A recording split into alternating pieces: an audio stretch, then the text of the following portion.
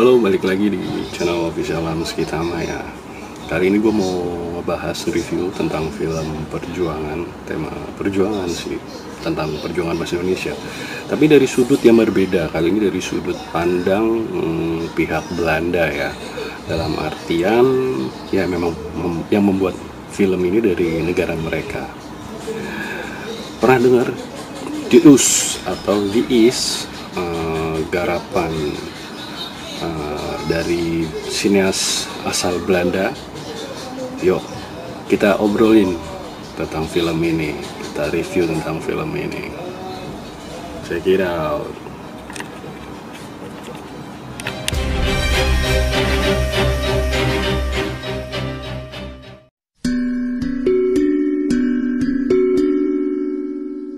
Ik merkte dat de mensen om me heen de verhalen over de onafhankelijkheidsstrijd in de Oost ook niet kenden. En dat is logisch, want op school is het ons niet geleerd. Mijn naam is Martijn Lakenmeijer.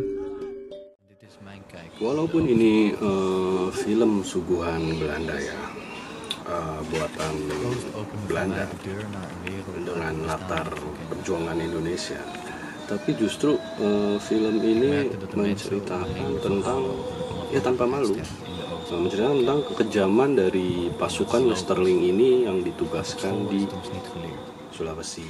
Ondanks dat het een belangrijk deel van ons verleden is, stond het niet in mijn geschiedenisboeken. Het was een heel leerzaam proces. Ini sih film dibikin nama sineas Belanda, namanya Jim Taihutu. Nah, film ini menceritakan tentang justru kekejaman Westerling, dan film ini cukup menarik karena juga diperankan beberapa pemain-pemain film bagus lah skalanya, seperti ada Martin Lakenmeijer yang juga pernah syuting untuk film Perang Dunia Kedua. Terus juga ada Marwan Kenzari yang berperan sebagai Westerling sendiri. Daarom hoop ik dat deze film ook bij andere families het gesprek op gang gaat brengen. Er zijn nog zoveel andere verhalen die het verdienen om naar geluisterd te worden.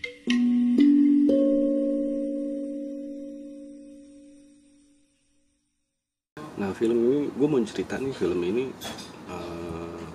termasuk film bagus. Dalam artian kenapa bagus? Menurut gue sih, dari segi cerita, dari segi gambar juga, termasuk real authentic.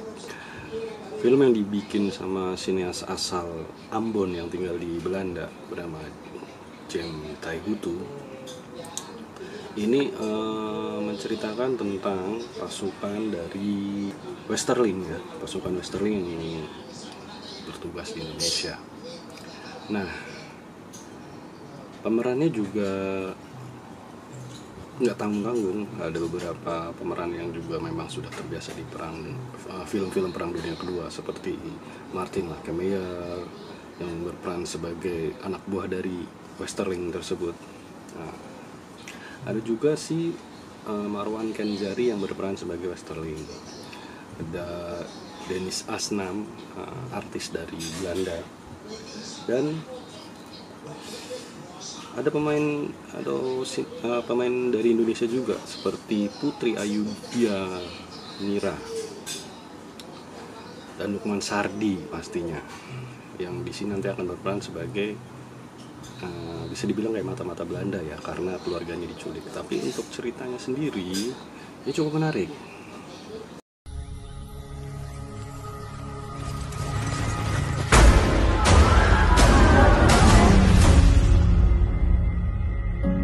Menariknya ini dari cerita, ada namanya film Die Us ini atau Die Is, mengambil sudut pandang dari seorang prajurit Belanda bernama Johan ini dari pasukan Kenil ya, yang diperankan oleh Martin Lakenmeijer ini. Johan sendiri merupakan tentara Belanda yang berada dalam pasukan di bawah komando Raymond Westerling akhirnya, dan direkrut oleh Raymond Westerling yang diperankan Marwan sendiri. Nah, Johannes Leonard Maria de Vries, meneer. Trots op zal zijn. in onze ooit zo prachtige insuline. Gif dat ook in het hoofd van Sukarno is gekomen. Hé, Sukarno! Kom je halen! Di sini mereka datang ceritanya di settingnya tahun 1946. Dalam trailer singkatnya juga diperlihatkan beberapa kekejaman ya tentara Belanda kepada rakyat Indonesia khususnya. Heren, welkom op kamp Martiaan Liaar. Had Kalian lihat pemberontak? Ja, je kan ver komen in het leger door de juiste konten te likken. Nee! Geweldig gekomen als de achtergrond Hij die ging jij nooit doet. op.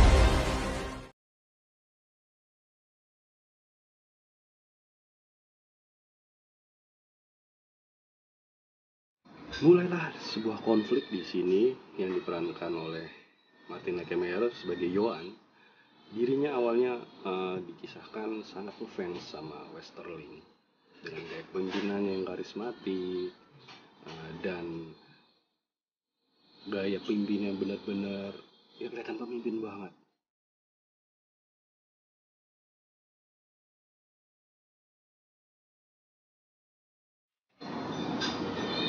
Seiring perang yang makin memanas nih, Johan jadi gak bisa membedakan mana batasan antara baik dan buruk. Dan disitulah sosok Westerling memberi wejangan agar Johan tetap up dan up, gak down.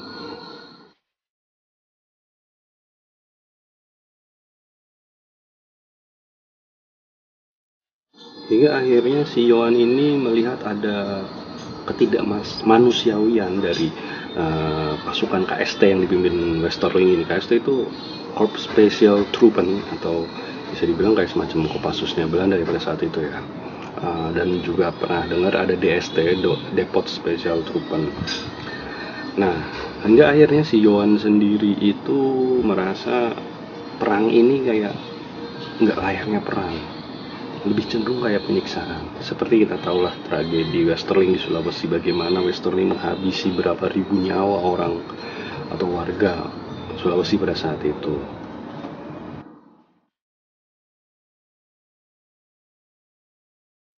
Nah, bicara syuting film, saya pikir film ini nggak bakal di-syuting atau dibuat di Indonesia. Film ini dibuat sebelum masa pandemi ya. Karena memang rencananya sebenarnya launching ini 2020, tapi karena mungkin pandemi akhirnya molor hingga baru launching di 2021. Nah, dari beberapa ntar nih koleksi-koleksi BTS-nya.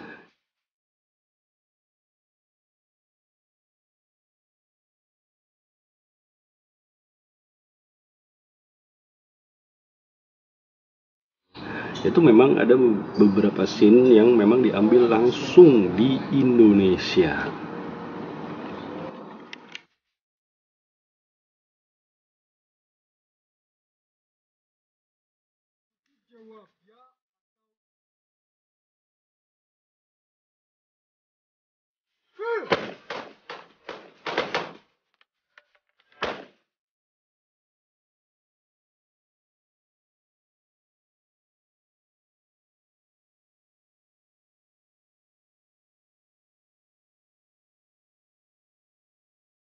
Film garapan Prime Video ini sulit untuk dilihat atau cari tayangannya di Indonesia ya, karena memang kita harus lihat server dari Prime Video yang ada di Belanda, Prime Video NL gitu kan. Nah, untuk minusnya itu juga. Terus kita bicara kritiknya nih, kritik.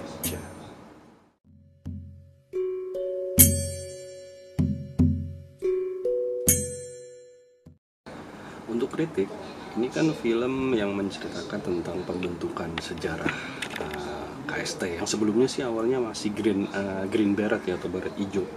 Itu masih DST atau Depot Special Truppen. Nah, di sini untuk kritiknya ya ada, di film ini digambarinnya itu pasukan DST udah pada pakai helm M1 ya kan. M1 yang mana juga kenyataannya di lapangan sih saat patroli itu campuran, ada yang masih pakai apa tuh namanya topi yang milik tentara Belanda ya, terus helmnya juga masih helm kayak kenil gitu, belum pakai M1 semua gitu. Terus juga kritik laginya untuk senjata juga nih.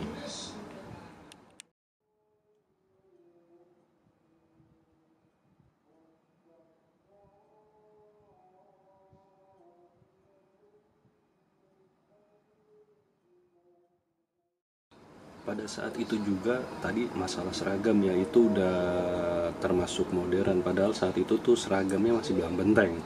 Ada yang masih pakai apa tuh namanya, topi patroli, cap yang ya zaman itu masih inilah yang lama versi kenil gitu.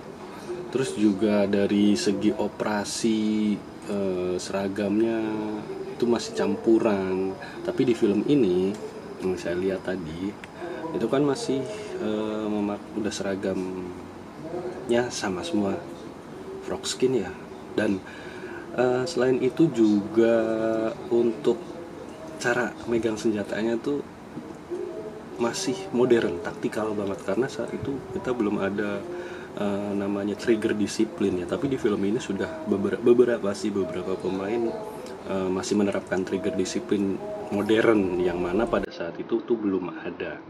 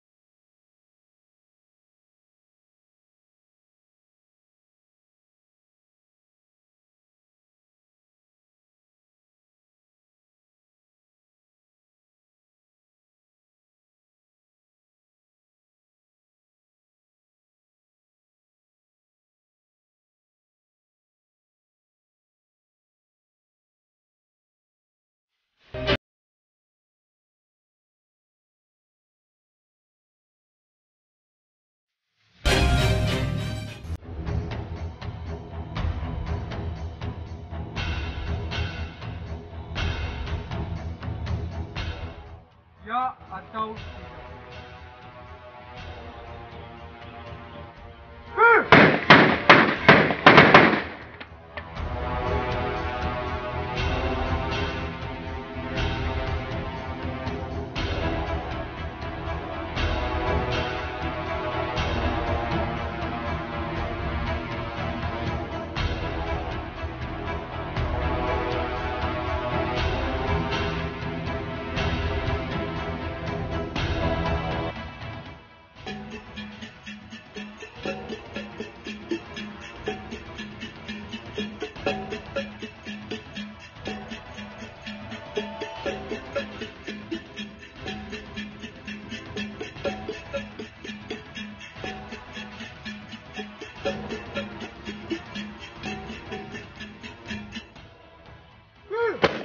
Ya sekitar itu aja sih kritik dan mungkin sedikit review film tentang Dius ini.